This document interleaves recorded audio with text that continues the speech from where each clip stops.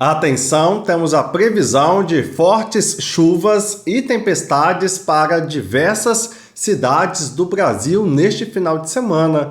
Vamos analisar onde elas vão ocorrer. Vamos analisar também como uma poderosa tempestade devastou Valência, na Espanha, causando muita destruição e caos. Será que algo assim pode ocorrer aqui no Brasil? Será que vai chover na sua cidade? Quer saber a resposta? Então, vem comigo! Seja bem-vindo ao canal Tudo sobre Geografia. Eu sou o professor Bruno Barros e aqui nós fazemos vídeos sobre astronomia, previsões do tempo, fenômenos da natureza e aulas de geografia. Se você tem interesse nesse tipo de assunto, já se inscreve no canal e deixa o seu like para fortalecer a nossa comunidade educativa aqui no YouTube. Chegou aí a sexta-feira, final de semana, eu tô gripado, mas mesmo assim eu fiz o vídeo de hoje, tá? Inclusive comenta aqui embaixo o que é bom para a gripe e para a garganta inflamada. Deixa aí a sua receitinha aqui embaixo para eu me curar mais rápido, tá bom? Neste vídeo vamos analisar a previsão detalhada sobre como o tempo vai se comportar neste fim de semana, cobrindo as diferentes regiões do Brasil. Vamos analisar também a terrível tempestade que devastou Valência, na Espanha. Vai ser um vídeo bem completo que vale a pena você assistir até o final. E já comenta aí como tá o tempo na sua cidade agora. Tá calor? Tá fazendo frio? Tá chovendo? Comenta o nome da sua cidade, a condição climática neste momento, a sua opinião, a sua participação é sempre muito importante. Vamos começar com um panorama geral. A previsão do tempo para este fim de semana aponta a formação de chuvas intensas em várias regiões do país, especialmente no sudeste, centro-oeste e norte. Essas condições atmosféricas podem resultar em transtornos significativos como alagamentos, quedas de energia e até deslizamentos em áreas de risco. Além disso, há previsão de pancadas de chuva em pontos específicos do Nordeste, mais concentradas no extremo sul da Bahia.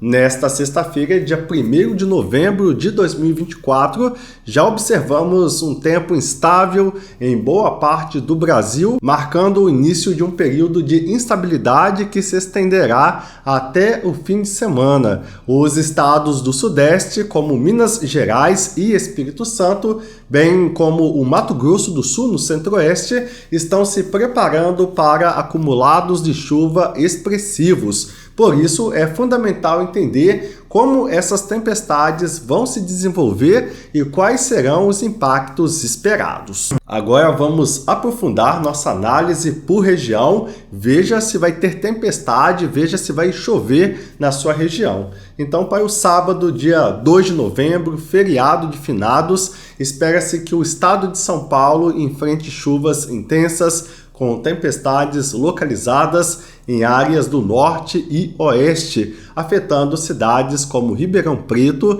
São José do Rio Preto, Araçatuba e Presidente Prudente. Essas tempestades devem se manter durante o domingo, com acumulados consideráveis que podem provocar alagamentos em áreas urbanas. A cidade de São Paulo, por sua vez, terá precipitações menos intensas, mas ainda assim relevantes. Minas Gerais também estará sob influência dessas condições climáticas, principalmente em regiões como o Noroeste e o Alto Paranaíba, onde os acumulados de chuva serão significativos. Já o norte do Espírito Santo terá fortes chuvas impactando cidades como São Mateus e Nova Venécia. No Rio de Janeiro, a expectativa é de chuvas mais leves e dispersas que poderão ocorrer de forma intermitente durante todo o fim de semana. A região centro-oeste enfrentará um cenário de instabilidade climática generalizada com destaque para o Mato Grosso e o Mato Grosso do Sul, que podem registrar acumulados superiores a 100 milímetros em áreas isoladas. Goiás e o Distrito Federal também devem estar atentos, pois a previsão é de chuvas persistentes que podem causar alagamentos em áreas urbanas e rurais. Esse volume de precipitação é relevante e demanda atenção da população e das autoridades locais para evitar transtornos maiores.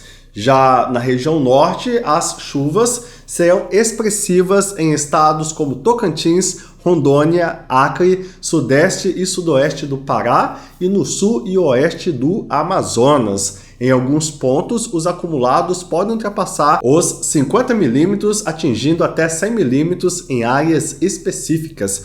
É importante destacar que, embora outras áreas do norte, como o Amapá e o litoral norte, possam ter pancadas rápidas e de menor intensidade, o impacto será mais leve, com tempo predominantemente firme durante a maior parte do dia. No nordeste do Brasil, as chuvas ficarão concentradas no sul da Bahia e em regiões do Maranhão e do oeste do Piauí. As chuvas mais expressivas devem ocorrer em áreas próximas à divisa com Minas Gerais, onde a instabilidade atmosférica será mais perceptível. No entanto, para o restante do Nordeste, o fim de semana será marcado por tempo mais firme e poucas chances de chuva, o que proporciona boas condições para atividades ao ar livre. Para entender melhor o que impulsiona essas tempestades, é fundamental analisar os fatores climáticos em jogo. As tempestades que se formam durante as tardes e noites são comuns em períodos de transição como primavera e verão, quando o aquecimento diurno intenso somado à umidade elevada cria condições para a formação de nuvens de tempestades. Essas nuvens são famosas por sua capacidade de gerar chuvas intensas, acompanhadas de trovoadas e raios em um curto espaço de tempo. As chuvas resultantes desse tipo de formação atmosférica são geralmente localizadas e intensas, durando cerca de 1 hora, mas com potencial para causar estragos em áreas vulneráveis. Elas ocorrem devido à rápida ascensão do ar quente e úmido, que, ao subir, resfria e condensa, formando nuvens carregadas. Esse processo libera uma grande quantidade de energia manifestada sob a forma de trovoadas e relâmpagos. Além disso, as correntes de ar dentro dessas nuvens podem ser tão intensas que causam rajadas de vento capazes de derrubar galhos de árvores e estruturas menores. O impacto dessas tempestades é significativo tanto para a infraestrutura urbana quanto para a vida cotidiana da população. Alagamentos súbitos em cidades grandes como São Paulo, Belo Horizonte e Rio de Janeiro são comuns em situações de chuva intensa e podem causar transtornos no trânsito, dificuldades de locomoção e prejuízos econômicos. Em áreas rurais, o excesso de umidade pode afetar culturas agrícolas, prejudicando a produtividade de plantações sensíveis à água em excesso. Além disso, a falta de energia elétrica é um problema recorrente em situações de tempestades com raios.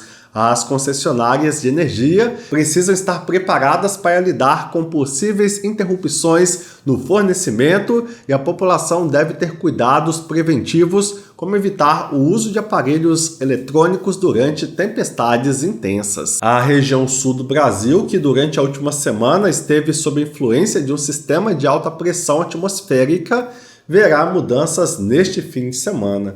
Nesta sexta-feira à noite e no sábado, dia 2 de novembro, durante o feriado de finados, o tempo começará a mudar, trazendo nuvens e chuvas irregulares, especialmente em áreas do Rio Grande do Sul e Santa Catarina. As chuvas devem ocorrer de forma leve e pontual, principalmente entre o final da tarde e o início da noite. No Paraná, as chances de precipitação serão maiores no leste, com tempo mais firme no oeste do estado. Para o domingo, o cenário permanece nublado, com chuvas fracas esperadas no noroeste do Paraná e em partes do oeste de Santa Catarina e Rio Grande do Sul. Até o final do dia, os acumulados de chuva devem ser moderados, variando entre 20 e 40 milímetros em regiões mais afetadas. Monitorar as condições climáticas é vital para reduzir os impactos dessas tempestades. Tanto as autoridades quanto a população devem estar alertas a comunicados de emergência e orientações de órgãos competentes. O acompanhamento em tempo real de radares climáticos e previsões atualizadas ajuda a tomar decisões mais seguras, como evitar deslocamentos em áreas propensas a alagamentos e preparar-se adequadamente para a possibilidade de quedas de energia. Recomenda-se também que durante períodos de chuva intensa as pessoas evitem locais abertos e desprotegidos, buscando abrigo em locais seguros e longe de árvores e estruturas metálicas. Bem, cheguei na metade do vídeo e está sendo bem difícil gravar esse vídeo, a garganta está falhando várias vezes e eu estou fazendo algumas pausas para tomar água. Então deixa o seu like aí para validar o meu esforço, viu? Bem, agora que falamos sobre o tempo no Brasil, vamos falar sobre as enchentes na Espanha. Vamos falar sobre um evento que chocou a Europa e chamou a atenção do mundo. A enchente devastadora em Valência, na Espanha.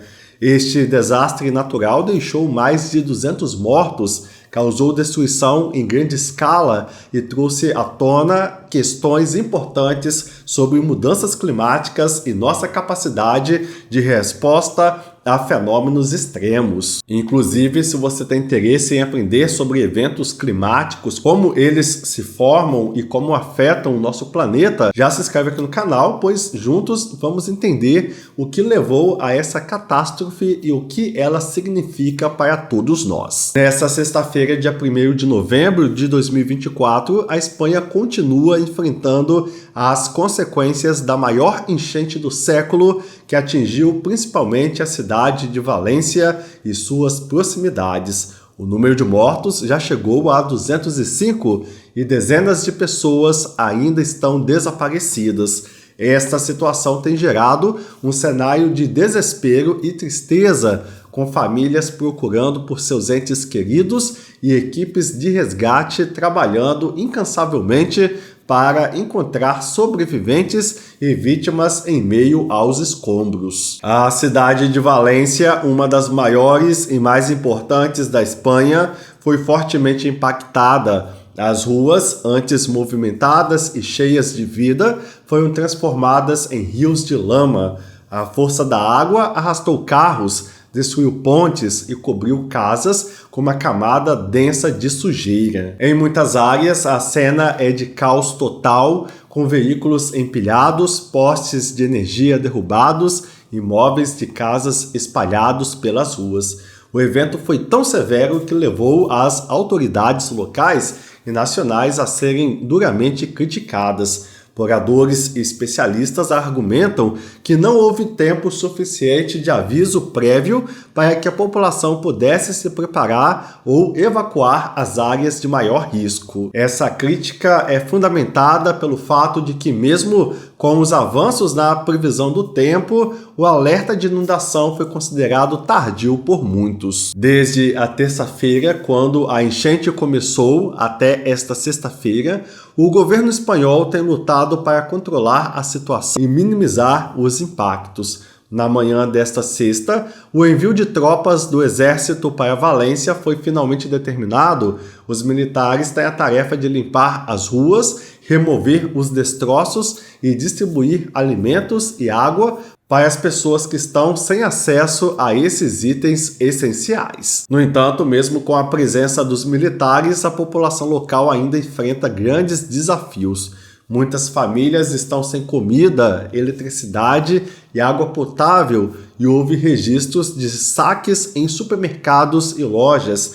Em um shopping da região metropolitana de Valência, a polícia prendeu 5 pessoas acusadas de saquear uma joalheria. Esses episódios refletem um nível de desespero que tomou conta da população. Por outro lado, a enchente também revelou um forte espírito de solidariedade. Desde quinta-feira, centenas de pessoas têm se organizado através das redes sociais para ajudar os moradores afetados.